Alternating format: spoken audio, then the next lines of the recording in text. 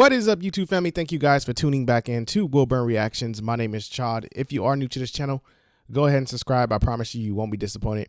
Hit that thumbs up if you like this video. Also, notification buttons on at all times. I do release videos throughout the day. Today, we are headed into Tortoise, and the song we're going into is Swung from the Gutters. Don't Look Down. I had to read my chicken scratches right here. It's been a while. I've been writing pretty neat lately, but today, I didn't.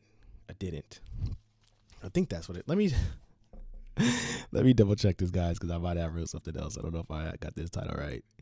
Oh, it is Swung from the Gutters. Okay, I had to make sure.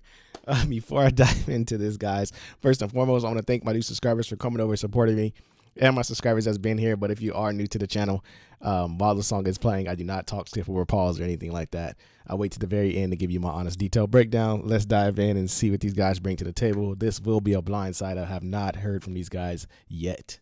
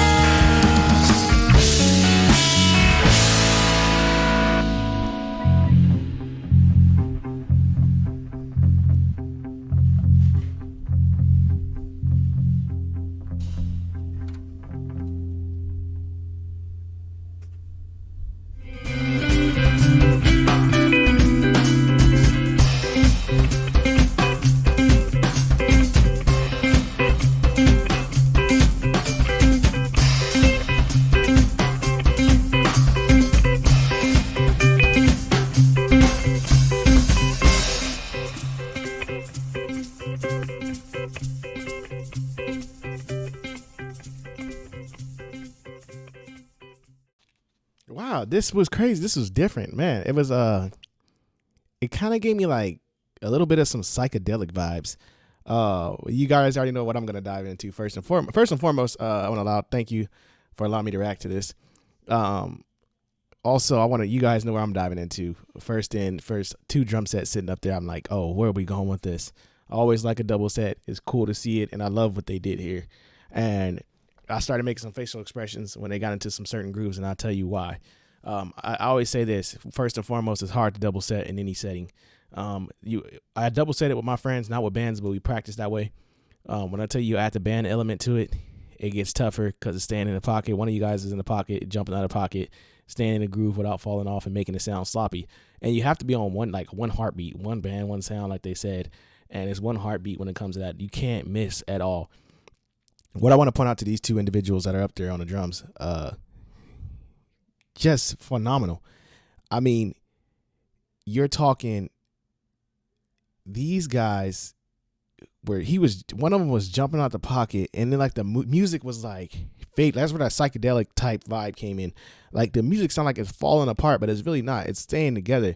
And he's out there doing his thing, and not even all the drummers like doing their thing. The band is like playing in some type of mystical form, and they're just jamming it out. And I'm like, whoa. So I'm looking, I'm like, man. And I'm listening to these notes being played, and I'm like, oh, wow, these guys are really killing it. At first I was lost, but then I was like, wow, it's not falling apart. It's really staying together. And I love how the drummer that was on the great drum set, and the other guy that was on the wooden drum set was kind of pocket grooving throughout the entire jam, but he was he was doing the accents on fully through the song. And then the guy that was on the great drum set is like feels doing his thing and all that. And it's like, man, the way he was filling in and doing what he was doing kind of tripped me out, because there was really no bass line or no fun. Like in certain parts where he was doing his fills, there was really no bass laid down. It was like all over, and he was able to keep it together. The whole band was able to keep it together, which tripped me out.